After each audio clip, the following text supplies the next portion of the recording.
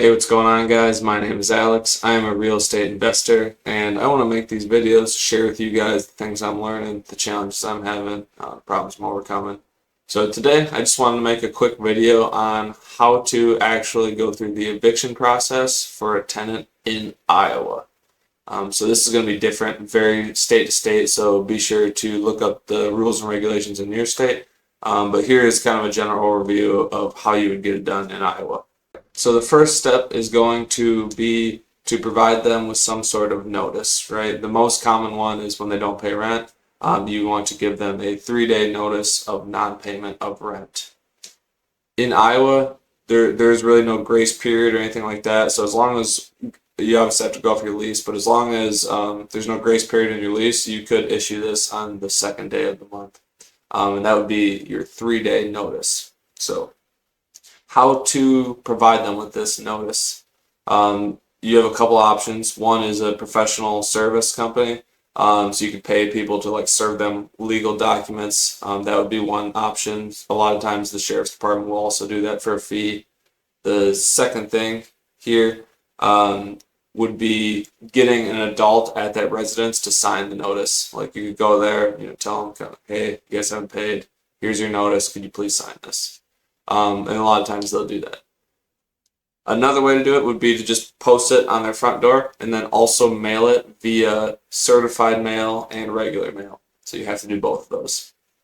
And then after you've done that, I believe it is considered to have served 4 days after you've mailed it. So you got the 3-day notice, and then 4 days after you mail it, it's considered to be served. So that's actually technically 8 days is what they would have in that situation. So let's say that the 8 days goes by and they still have not paid rent. What you're going to want to do then is actually file an FED. Here's how you do that in Iowa. So you want to come up to here, iowacourts.gov, EFILE. Probably going to have to log in or create an account if you don't have one already. I'm lucky enough that I already have an account. So, and then you're going to want to come to here to new case. And it's going to be small claims. And then right here, forcible entry, landlord tenant. So that's going to be the one you're going to want.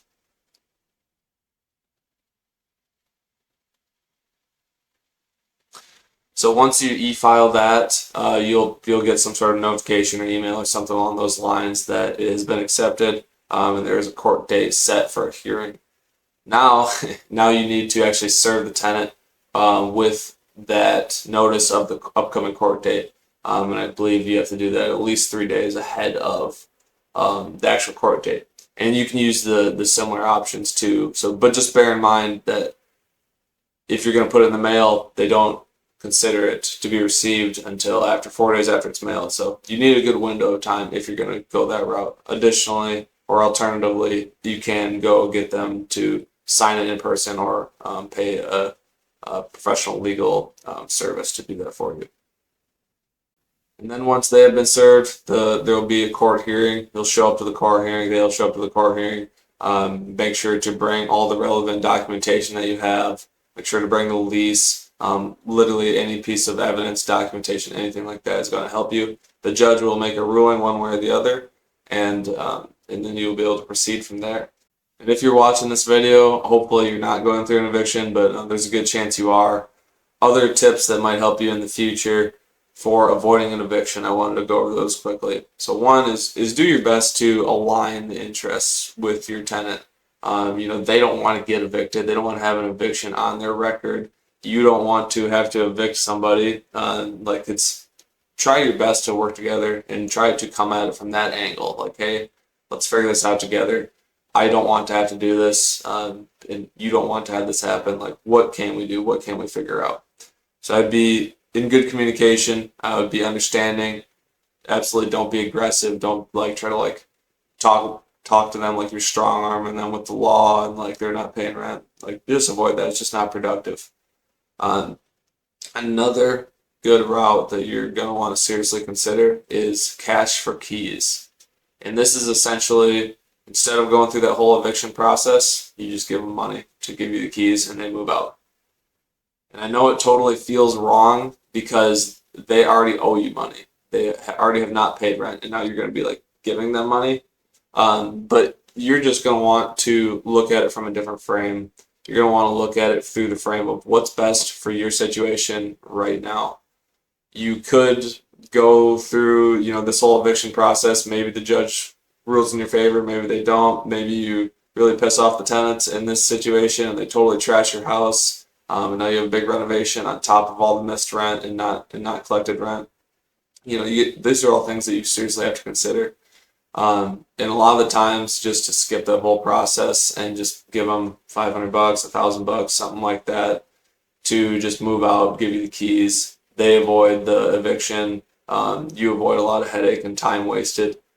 I know it feels wrong, but a lot of the times that's the right move, honestly. Additionally, what you can do to avoid these evictions is screen your tenants better. So you always want to, get their credit report. You want to verify their income. You want to contact their previous landlords. Get references, talk to real people. You don't want to fall for that. I've lived with my parents for the last 3 years. It's like, maybe you should consider somebody else then. So just have a document that has your strict requirements written down for what you will accept for a tenant, and then never ever waver from that, right? So you always want to do a good job screening your tenants, and that will help. That's going to be the biggest tip for avoiding evictions. Alright guys, hopefully you took something from this video. Hopefully you learned something. Let me know what you guys want to see on the next one, and drop a comment with what you learned. So appreciate you guys.